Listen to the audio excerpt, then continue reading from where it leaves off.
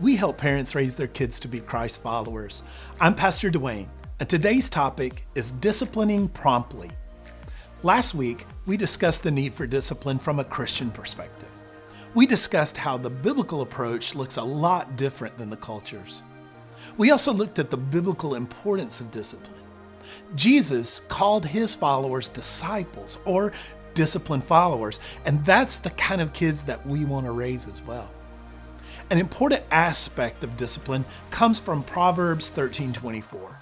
It's talking about disciplining our children, and it says, "He who loves him disciplines him promptly."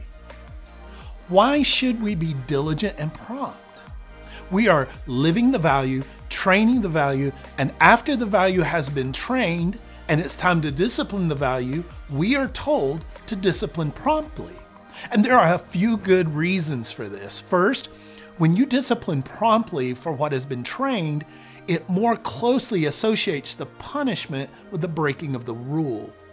The child disobeys and the parent says, "You better not do that again." A parent responds to a disobedience with what appears to the parent to be an attempt to show grace. But the child doesn't see it that way. The child doesn't see it the way the adult does. The child sees that the training wasn't that important. She starts trying to figure out how far the parent can be pushed.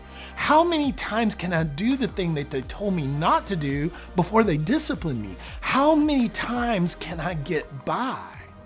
The child begins to try to figure you out instead of figuring out why the rule is important.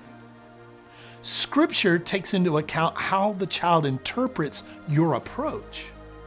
There are long-term consequences to how a child interprets the rule when you do not discipline promptly.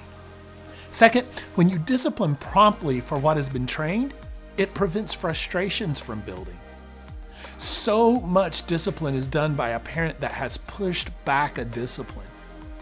Parents perceive the choice to wait until a more severe issue arises to punish as coming from a place of mercy and grace.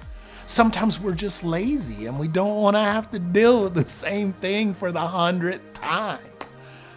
But for whatever reason, frustrations arise. The parent thinks, "Why does this child not understand how I'm being gracious right now?" The kid thinks, "Mom says I should obey her, but she never follows through. I can get by with a warning most times."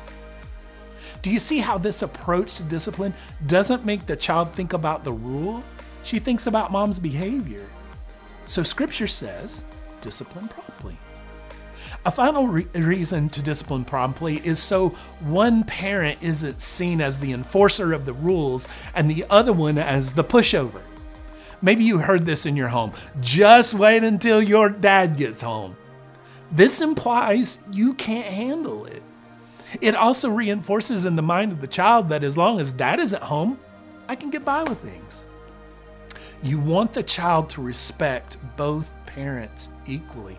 Therefore, Scripture says we should discipline promptly. It's so easy for us to rationalize why there's no real need to obey this Scripture. We can think, "I'm showing grace." We can think, "Someone else is better at discipline than I am." We can think, "I've dealt with this 10 times today already. My kid is just too strong-willed. This isn't working." But Scripture's command is discipline promptly. So you need support. You need other parents to encourage you to keep going. Join a family vision group and watch how other parents struggle with it. You need to know you aren't alone. God uses your desire to raise your kid right to get to your heart. Thanks for listening to me. Now, take a moment and let Him speak.